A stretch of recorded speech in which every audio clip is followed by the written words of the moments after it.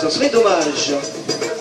Alors cet oiseau, sachez-le, est unique dans le monde des rapaces. Il est le seul représentant de la famille des Sagittaridés, d'où le deuxième nom d'ailleurs qui lui est donné, le messager Sagittaire. Alors très à l'aise au niveau du sol, c'est un oiseau qui affectionne la marche à pied. Vous pouvez apprécier également son plumage très contrasté dans les gris, les noirs, les blancs. Donc démesurément long, un masque facial jaune orangé et des tout blanc. Il y a référencé en général sur 4 phases de plumage. Et là, comme son nom. Alors la buse arrière hésite, et pendant que tous les miroirs sont avec nous, on va leur proposer maintenant un petit exercice d'adresse. Regardez bien, il va s'agir pour eux tous de venir intercepter plein vol des petites récompenses. Les petits morceaux de bande crue vont être projetés, et nos oiseaux vont venir les intercepter, vous le verrez toujours avec les pattes, les serres, pour ensuite les porter au bec et les déguster toujours plein vol. Spécialiste des manœuvres acrobatiques, le Milan, vous verrez qu'il s'en va taper en toute position. Sur le dos, bras des têtes. Le Milan Royal, lui aussi, s'est très bien intercepté. Il s'est un petit peu court-circuité. La buse arrière a perdu beaucoup de hauteur. La buse féroce est remontée très très haute. Caractère montagnard qui ne fait que passer. Alors les oiseaux vraiment à toutes les hauteurs profitent pleinement de cette excellente brise du Nord qui souffle aujourd'hui. Continue pour évoluer, vous voyez. Lorsqu'elle passe auprès de vous, eh bien vous n'entendrez absolument rien.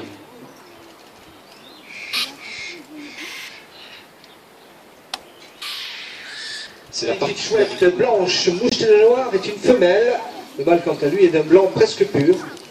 Alors cette chouette est devenue très célèbre de la saga Harry Potter. Vous l'aurez remarqué, un plumage très camouflage qui permet de se fondre parfaitement dans la neige. Lorsqu'elle est au niveau du sol, elle devient ainsi totalement invisible.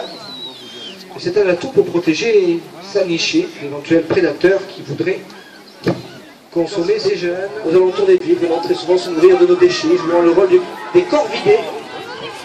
Toute proportion gardée, c'est le rapace le mieux représenté au monde. En sa compagnie, le vautour à capuchon est également avec nous. Brun foncé au masque gris, viré en framboise. Hop là, il est parti plein ciel. L'urubu à tête rouge est également en notre présence. Cousin de l'urubu noir. Et face à vous, qui hésite un petit peu pour le moment, c'est le vautour pape. Il est plus grand, il est tout noir.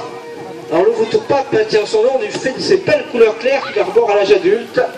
Il va falloir attendre 5 ans avant qu'il ait la magnifique livrée toute blanche avec le bout des ailes noires. Et 2,70 m d'envergure, 7-9 kg. Ces forteresses volantes avaient quasiment disparu de nos paysages il y a une trentaine d'années. Grâce aux amoureux de la nature, au Parc National des Pyrénées, qui ont su parfaitement les préserver, les protéger.